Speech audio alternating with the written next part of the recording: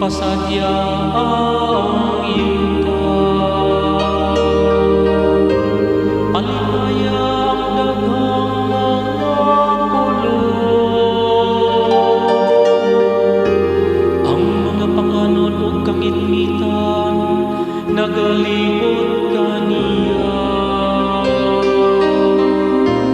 Ang kataron o hukom mao ang ibarugan sa iyang trono. Ang Ginoo ang langit halangdon, labaw sa tibuok kalibutan.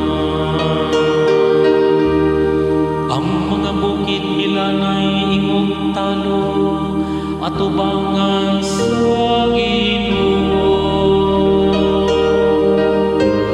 Atubangan sa Ginoo sa tibuok kalibutan. Ang mga langit nagasangya sa iyang katarong, ug ang tanang katawhan nakakita sa iya